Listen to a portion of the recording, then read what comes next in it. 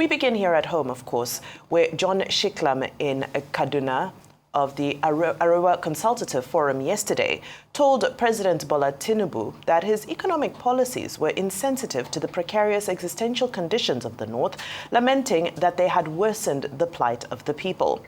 ACF made its position known in a communique issued at the end of a National Executive Council meeting yesterday in Kaduna.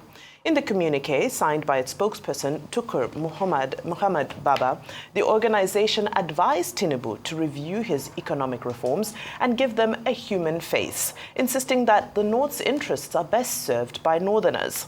While interrogating the country's leadership recruitment process, which it dismissed as flawed, the forum said basing politics on personalities as against issues was the bane of governance in Nigeria.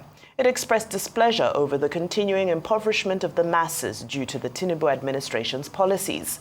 Now, the meeting also stated that Northerners remained at great disadvantage, being already relatively worse off economically compared to other parts of Nigeria. The forum called on Tinubu to review, reassess, reevaluate, and reorder the direction of his economic policies with a view to giving them the needed human face. Well, those are the statements from the Arewa Consultative Forum as they were shared yesterday. A lot to unpack there, Rotus.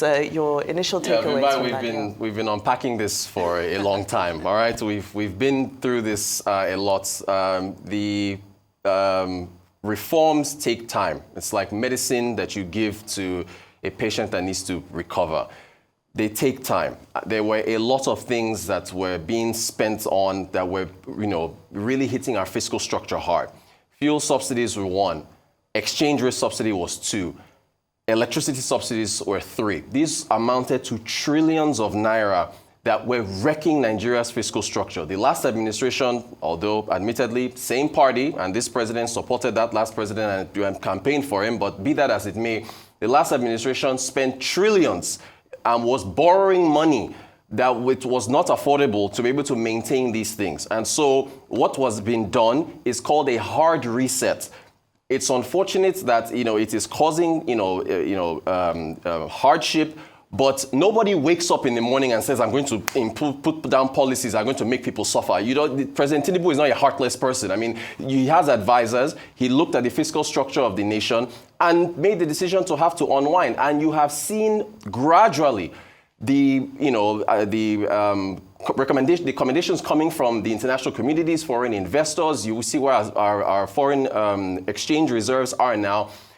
Reforms take time. So the Aurora community in the north should be patient. And by the way, you've got governors in the northern parts of the nation. The governors are the chief executive officers of those respective states. So it's also a good idea to look at the governors and also ask them about the things that's happening in those northern states as well, beyond the federal level. Okay, what are the main issues raised by this new gentleman that has been thrown into the equation? John Shiklam, speaking for the Arewa Consultative Forum. Before him, it was Dr. Hakim Baba Ahmed, who spoke for the Arewa Consultative Forum.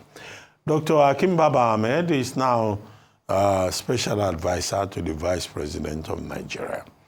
And now we have a new spokesperson, I assume, coming up and saying all kinds of things. Okay, what is the thing that this Shiklam has said? He says that in 2027, the next president should come from the north. Okay, that's familiar. It's not an intelligent thing to say. Of course, naturally, people from the north will say, oh, we want President Tinubu out of the office. We want a northerner to be there. There's nothing intelligent about that. It's a natural thing to say. He also said that the interests of the North will be served by Northerners.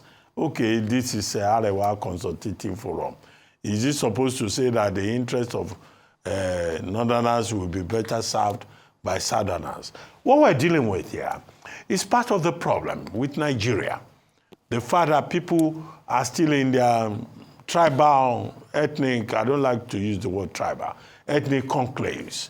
So you have an ACF that says, look, our ethnic group is most superior to others, and that if you have a Yoruba man there, that Yoruba man must go. We must put our own man there. He says Northerners are at a great disadvantage under President Tinubu. Again, there's nothing intelligent about that. I don't like these people coming forward saying intelligent things, but all kinds of people saying unintelligent things, even at home. You know, too many dunderheads around. But the point is, when you say that the North is at a disadvantage, a great disadvantage, Igbos are saying we are at a disadvantage. Yorubas are now not saying that they are at a disadvantage because their man is there. What all of this draws attention to is about the Nigerian nation. Are we a nation? Are we a federation? Does it mean that what Bishop, the Bishop of Sokoto, Bishop Matthew Azan Kuka, referred to in one of his books as the Maronization of power? We have a problem in this country whereby people think that if somebody from my mother's village or my father's village is not president of Nigeria, then I'm out of it. However, the gentleman speaking for Arewa Consultative Forum, now that they have found a voice, made a good point that President Tinubu's reforms need to be reconsidered. I think many of us will agree with that. The reforms may not be working for the ordinary man. Is President Tinubu working for the ordinary man?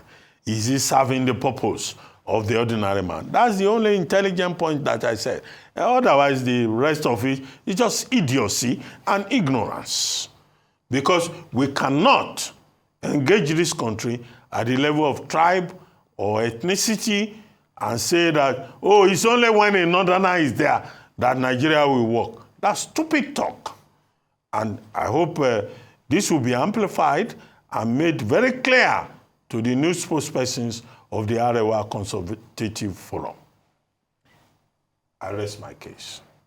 Very strong words from both of the gentlemen, yes, in the studio today. And truly, because a point was made that one of the flaws of our leadership selecting process is that it is personality-based. However, I'm not sure identity politics is the right replacement for personality-based politics. However, let's unpack some of what was said.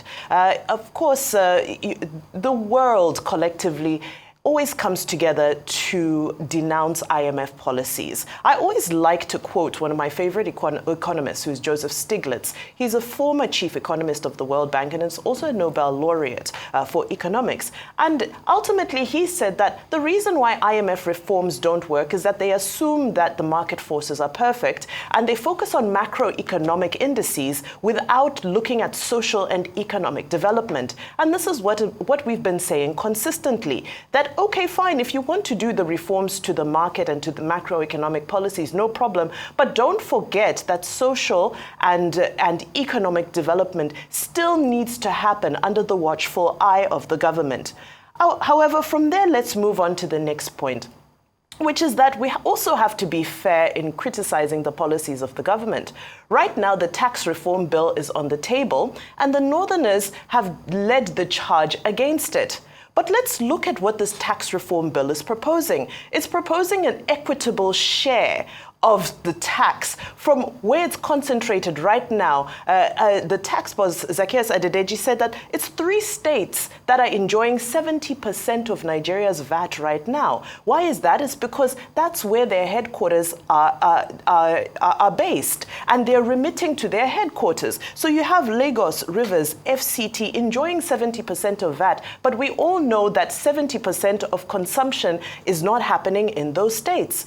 So let's take a real look at this tax reform bill, and let's take a look at how it proposes to create equity with regards to the sharing of VAT. Because if we look at companies like Dangote Cement, for example, like BUA, the tax bill will say that states that are involved in the consumption and the supply will benefit. That means that northern states are going to start enjoying more income, more revenue from tax. However, for some reason, some of the northern leaders have made it their life's work to ensure that this bill is dead on arrival. So it's also time for us to put politics aside and look at some of these documents a little bit more thoroughly with the interests of the nation. Dr. Abati, I made the point that Dr. Akim Baba Ahmed was speaker for ACF.